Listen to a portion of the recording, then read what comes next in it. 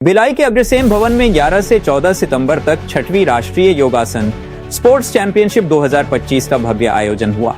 32 राज्यों से आए 1100 खिलाड़ियों, 100 निर्णायकों और 150 प्रशिक्षकों ने भाग लिया। महिला व पुरुष वर्ग में 12 इवेंट्स आयोजित हुए, जिनका मूल्यांकन ईट मद्रास द्वारा विकसित सॉफ्टवेयर से किया गया। छत्तीसगढ़ योगासन स्पोर्ट्स एसोसिएशन अध्यक्ष जयंत विष्णु भारती ने बताया कि इसका उद्देश्य योग को खेल विधा के रूप में विश्व पटल पर स्थापित करना और एशियाई खेलों व ओलंपिक तक ले जाना है। यूनाइटेड न्यूज ऑफ एशिया के लिए भिलाई से रोहिता सिंह की रिपोर्ट।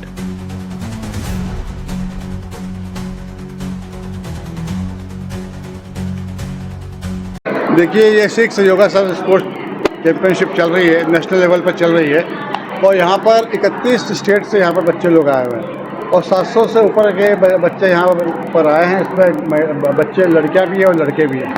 इसमें जो एज ग्रुप है 18 से 28 है और 29 से 42 साल के बच्चे यहाँ पर पार्टिसिपेट करने के लिए यहाँ हैं। कि देख लीजिए, आप 10 मिनट बैठेंगे तो रोज़ आना चालू करे जाएंगे। जितने लोग भी आ रहे हैं वो देखते हैं और उनको लगता है कि इतना बढ़िया कार्यक्रम है और उनको लगता है कभी सोचे भी नहीं थे कि योग में स्पोर्ट का ऐसा कार्यक्रम हो सकता है।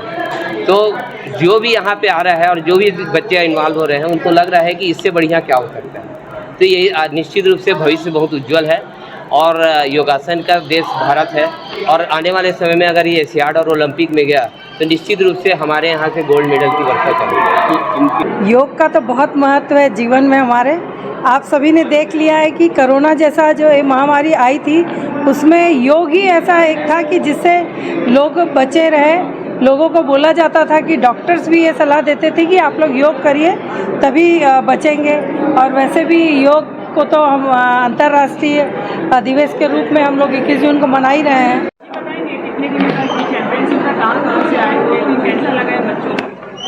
ये 6वीं राष्ट्रीय योगासना कंपटीशन थी। इसमें पूरे भारत मतलब इवन जहाँ पर हम लोग जाने के लिए सोचते हैं ऐसे ऐसे जगहों से भी बच्चे यहाँ पर आए और बहुत सारे ऐसे लोग भी आए जो आज गवर्नमेंट डिपार्टमेंट में, कोई पुलिस में है, कोई टीचर है, कोई मिलिट्री में है। ऐसे भी यहाँ पर स्टूडेंट आए थे, लड़की और लड़के, और उन्होंने यहाँ पर आकर के योगा को अपना पैशन बनाया है। योगा से उन लोगों ने ये भी जानकारी दी कि हम इस उम्र में जाने के बाद भी यदि कभी किसी को गवर्नमेंट सर्विस मिल जाती तो वो बोलता है अब मेरे ज़िंदगी का एक टारगेट पूरा हो गया। मगर वो आज भी योगा कर रहे हैं और आज कंपटीशन में यहाँ पर भाग लिए उन्होंने। कोई जीत कर गोल्ड मेडल गया, कोई आगे जीतने के अरमान लेकर गया। सीमित नहीं था ये कॉम्पिटिशन? नहीं, 38 आयु वर्ग था, क्योंकि ज़्यादा उम्र के लोग यदि आप कंपटीशन में लगाएंगे तो हो सकता है कि प्रतियोगी कम आए।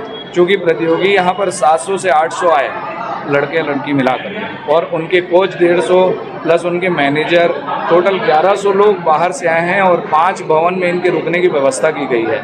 और ये जो प्रतियोगिता हो रही है वो भी 5 भवन में अलग अलग हो रही है, क्योंकि इतने सारे बच्चे 4 दिन में होना बहुत मुश्किल था।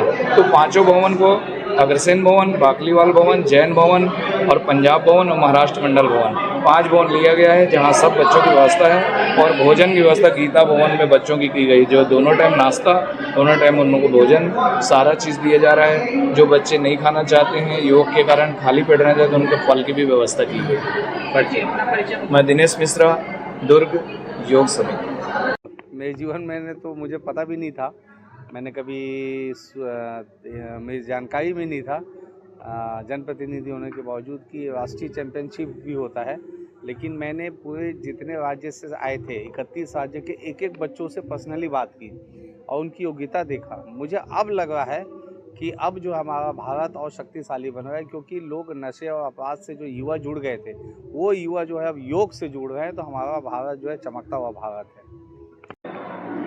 हमारी भिलाई के लिए सौभाग्य का ये अवसर है कि 6वीं योग खेल चैंपियनशिप राष्ट्रीय स्तर की हमारे भिलाई में संपन्न हो रही है और आज उसका अंतिम दिन है। लगातार 4 दिन तक ये प्रतियोगिता चल रही है, जिसमें 32 कुछ यूनिट और राज्य मिला के 32 टीमें भाग ली हैं। केंद्र शासित राज्य भी है